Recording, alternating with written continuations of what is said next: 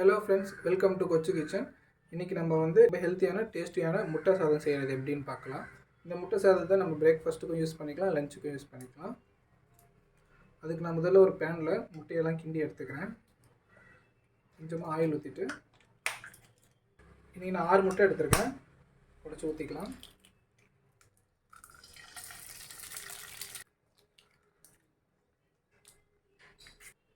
ஆறு முட்டைக்கு தேவையான உப்பு மட்டும் நம்ம போட்டுடலாம். கொஞ்ச நேரம் லைட்டாக வேகட்டும், அப்போ தான் அடி பிடிக்காது கீழே.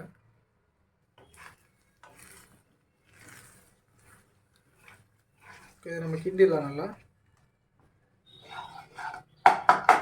இப்போ முட்டை நல்லா கிண்டியாச்சு. ஓகே, இப்போ ஒரு கடாயில் வந்து நம்ம கொஞ்சம் எண்ணெய் ஊற்றிக்கலாம். ஒரு ஸ்பூன் சோம்பு எடுத்துருக்கேன், அதை போட்டு கொஞ்சம் வறுத்துக்கலாம். இது நல்லா செவக்க வறுத்துக்கலாம் சோம்பை.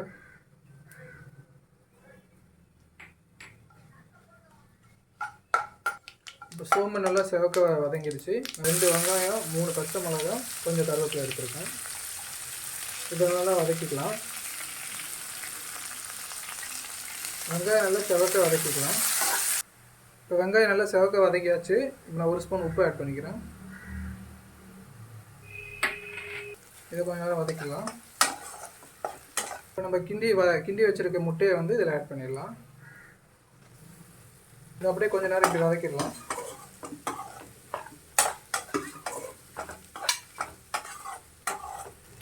வெங்காயம், சோம்பு, பச்சை மிளகாலாம் முட்டையில் நல்லா கிண்டலாம். இப்போ தான் நல்லா டேஸ்ட் வரும். முட்டையிலையும் நல்லா கொஞ்சம் நேரம் வதக்கிக்கலாம். இப்போ நல்லா வதக்கியாச்சு. இப்போ நம்ம வந்து சாப்பாடை ஆட் பண்ணிடலாம்.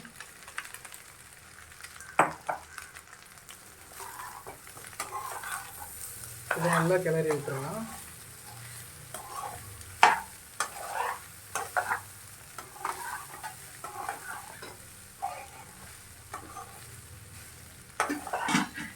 முட்டை எல்லாம் நல்லா சாப்பாடில் வர மாதிரி நல்லா கிண்டி விட்டுருக்கலாம்.